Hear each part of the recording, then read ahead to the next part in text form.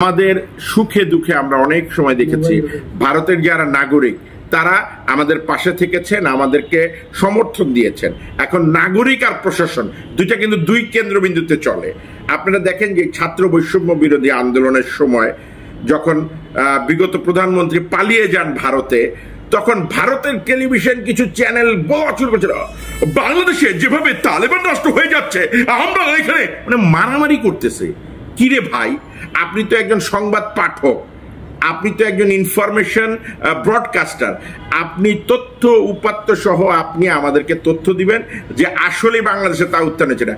যেখানে সারা বিশ্ব বলেছে ছাত্র জনতার আন্দোলনে আওয়ামী লীগের পতন হয়েছে, গণ অভ্যুত্থান হয়েছে, সেখানে আপনি ভারতীয় গণমাধ্যম অল্প গুটি কয়েক, সবাই না গুটি কয়েক, কিভাবে আপনারা বললেন এই দেশে জামাতে ইসলাম তালেবান এই সেই হচ্ছে, যেখানে আমার মাদ্রাসার ছাত্ররা, মাদ্রাসার হুজুররা, মুসলমান ভাইরা মন্দির মসজিদ গির্জা প্যাগোডা সবকিছুকে পাহারা দিয়েছে।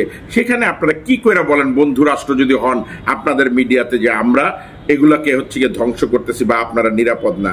আমি আপনাদেরকে একটা ছোট্ট কথা বলতে চাই, ভারতে যখন মুসলমানরা অত্যাচারিত হয়, নিপীড়িত হয়, কই আমাদের দেশের সরকার তো কখনোই বলে না যে আমাদের ওখানের লোকজন নিরাপত্তাহীনতায় ভুগছে, আমরা মোদী সরকারকে সমর্থন দিব না, আমরা কংগ্রেসকে সমর্থন দিব বা অমুককে সমর্থন দিব।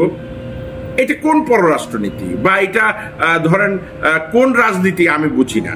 যেখানে ভারতের জনগণ আমাদের বন্ধু, আমরা মনে করি যে তারাও ভাবে আমরা তাদের বন্ধু, সেখানে যে রাষ্ট্রনীতির কিছু যারা রাষ্ট্র চালায় বা রাষ্ট্রনায়ক তাদের ব্যক্তিগত স্বার্থের কারণে, কেন বললাম ব্যক্তিগত স্বার্থ, আদানি গ্রুপের আমরা যে নিউজে দেখতে পাচ্ছি আদানি গ্রুপের সাথে মোদি জড়িত। এই আদানি গ্রুপের বিদ্যুৎ বাংলাদেশ অতিরিক্ত দাম দিয়ে কিনতে হতো, হঠাৎ করে আজকে আদানি গ্রুপ বলছে বিদ্যুৎ দিবে না। ওরে ভাই, আপনি বিদ্যুৎ দিবেন কই থেকে?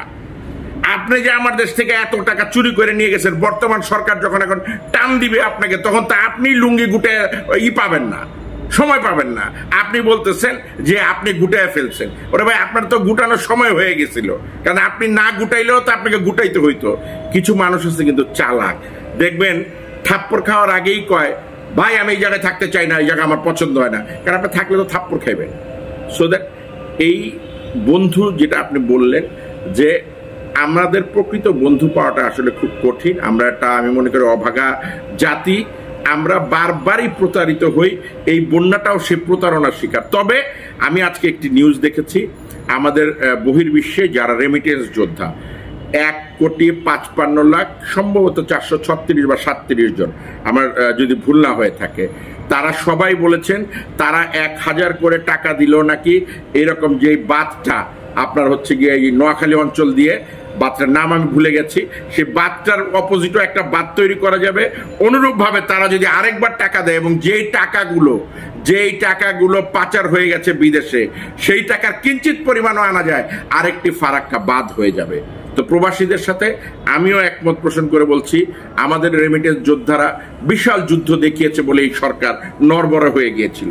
কারণ আওয়ামী লীগ নামক এই বট গাছকে একদিনে কিন্তু কাবু করা যায়নি, আগে তার শিকড় কেটে গাছটাকে নরম করতে হয়েছে, তারপরে ছাত্র জনতার বৈষম্যমূলক ঝড় তাকে উপড়ে ফেলতে পেরেছে, এক ধাক্কায় কিন্তু উপড়ে ফেলা যায়নি।